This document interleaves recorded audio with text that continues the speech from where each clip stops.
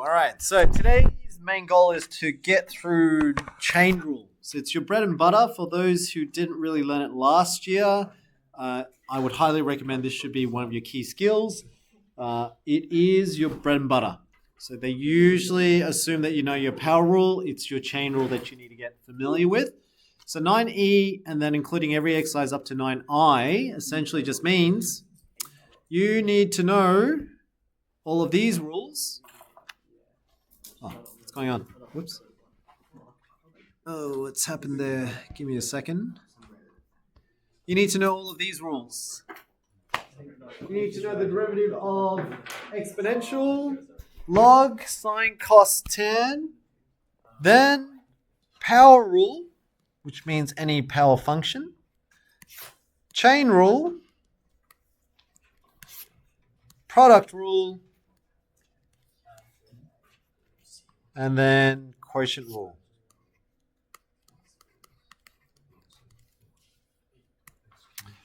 Okay, so the first part of it was to understand power rule. Most people do. Your next bread and butter is chain rule. And why is chain rule your bread and butter? It's because you can combine it, all of these, with chain rule. And the nice thing is chain rule can also be embedded in product rule or quotient rule.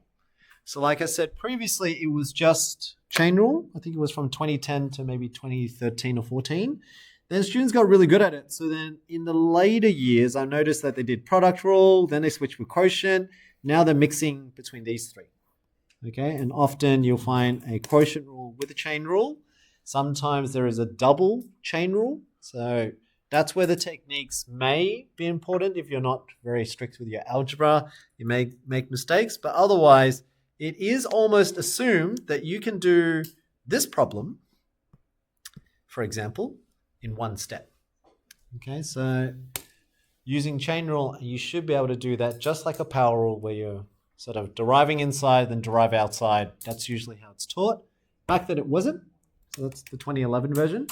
But now I would expect that most year 12s by the end of the year should be able to do that in one step, okay, in their heads.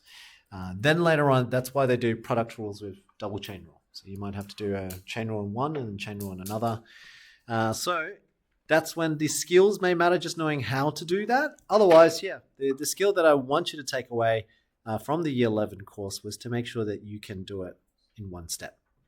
So what is chain rule? Here is the rule for it. This is probably the student-friendly version. You want to find delta y, delta x, so changing y and changing x. The rule says delta y, delta u. U is the new variable that you're going to replace to make your life easier. And then you times that to delta u, delta x. Okay, that's the student-friendly.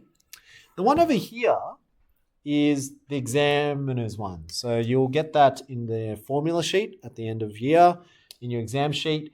I noticed that in the multiple choice section, sometimes they chuck in this version and they expect you to know how to read it and manipulate it. They will never write it in this way. This one's in your textbook. This one, you just got to be familiar with what it means. Okay. All right. So here's the chain rule idea for those who didn't really understand from last year or have forgotten it. You know how to do this now. This is power rule. So it's a power function, x to power 3. So using the power rule, let's go with Samar. What is the derivative of x cubed? 3x squared. Very good. So the power is 3 times the coefficient, which is 1, and then minus the power by 1. Whoops, not 2. Minus 1, and therefore 3x squared. So this is a prerequisite. By this point, you should all be able to do power rule. Okay, so I'm going to write here power rule. Chain rule, you apply it when you take something like the first one I just gave you, so x cubed, and make it slightly different. So you can't just apply power rule directly. So here's an example. So you know how to do it when it's x cubed. So something cubed. Can you do it when it's 4x squared minus 2x cubed? Now that's a problem because it's not one term. You can't just apply the power rule. The power rule says it has to be x to the power of n. So f of x needed to be ax to the power of n. That's not what we have. That's not something you can use power rule with. So the only other alternative is you either expand the brackets, get individual terms so that you can use the power rule, or This is where you use chain rule. So chain rule says, well, why don't we replace the problem? The problem is the 4x squared minus 2x. If I replace that with another letter, so in this case, they use the letter u. So I said, let u equal to 4x squared minus 2x. Then suddenly your equation now is y is equal to u cubed. And that is something more familiar.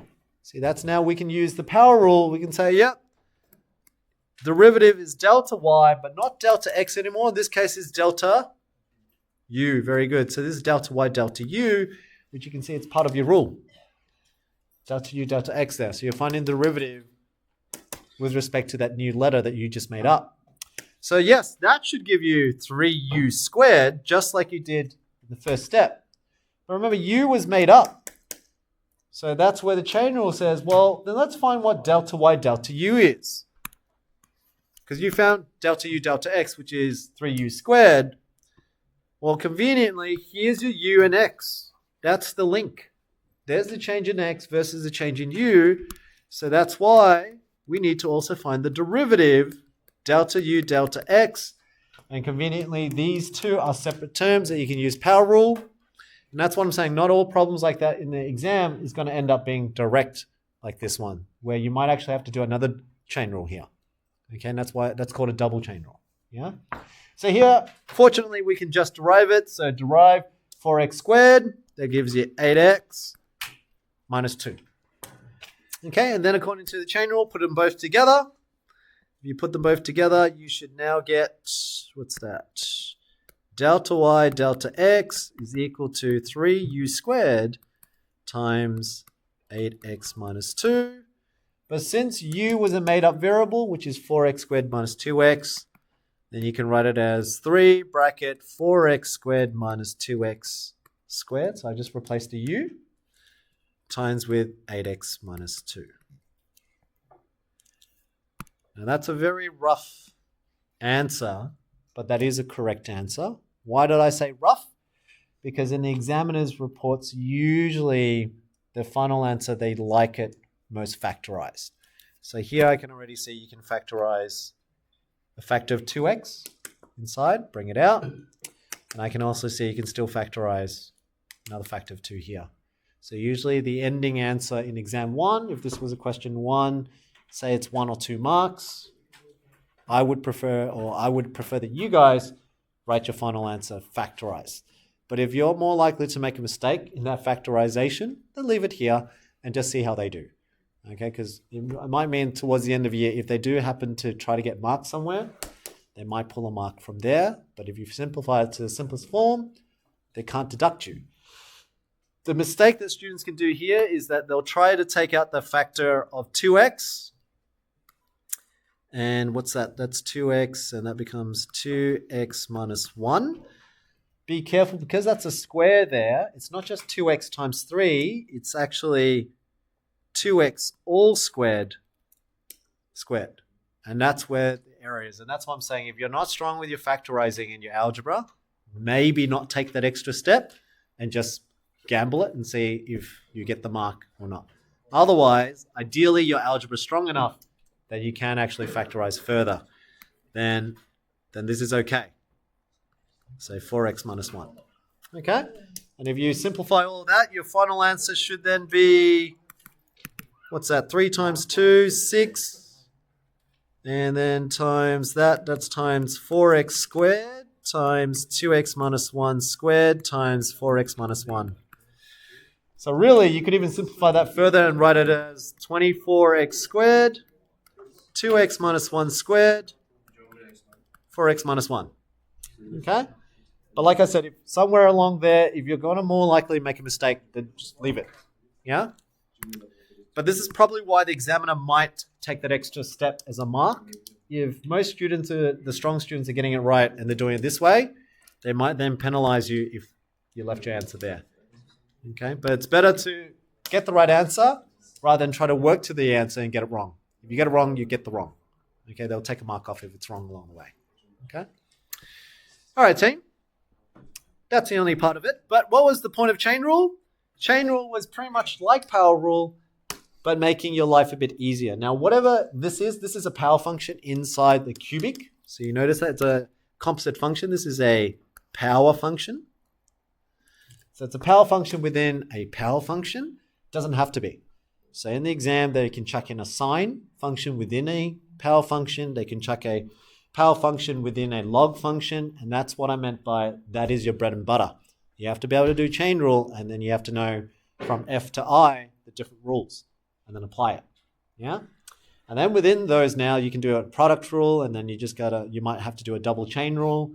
So the better you are with the chain rule, then the derivative component of exam 1 should feel a lot easier. Yeah? Here's an example. Let's do this one. If you know how to do it already, give it a crack and see if you get the correct answer. If you don't, then watch along. Here we go. Using chain rule, I'm doing the proper way. So I'm saying this is something to the power of -3. Problem is this 1 plus x squared. I'm going to replace that. I'm going to let u equal to 1 plus x squared. Why? Because that now changes the equation to y equals u to the power of -3. And that one I can derive. Okay, and that one I can derive. So y equals u to -3. Derive each one. Delta u, delta x. This gives you 2x. Derivative of this is -3 u -4. Put them together. You get -3 u -4 times 2x. Don't leave your answers with a negative power. Convert that. And before you convert it, remember to put u back. So here we go. -3 over u, which is 1 plus x squared. That's a negative power. So when you bring it to denominator, it's a positive power times 2x. So if you did that correctly, you should get -6x all over 1 plus x squared to the power of 4. Get a show of hands who got that correct. Who attempted? Good. Others, I assume you're okay. Students especially. Good. All right. If you weren't sure, make sure to copy the method down. What I want you to do next, that's pretty much chain rule, just to practice. I've got a couple of examples in the next few slides. Thanks, team. Thanks. I'm still explaining, so this is all getting recorded. So for those who are watching, it's better if the noise is a bit managed. So that was the examples I wanted you to get the sense, but you have to practice 9E to get more practice there if you're not good at chain rule. Here are some examples which I've already done, but I want you to have a go before you look at my solutions. And once you're good, on the back of the page, I gave you a bunch of VCA type questions just to give you the sense of what it was like back in early 2000s. Yeah. So 2010, 2008, 2011, 2012, you should see a familiarity of how they used to do the questions. Yeah. Have a go with those ones.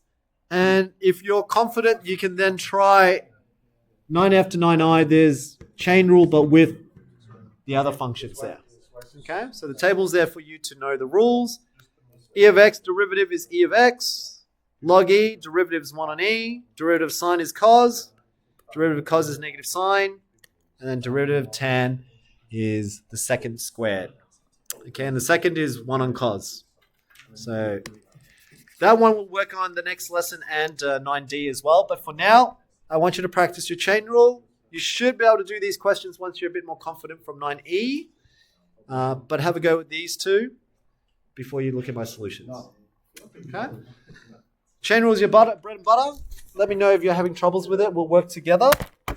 There are faster ways to do it. Some teachers call it derive inside, derive outside. That is the way to do it quicker. But if your algebra is not strong when it gets to double chain rule, I still prefer you do it the long way first. Then you can do the short way. Okay?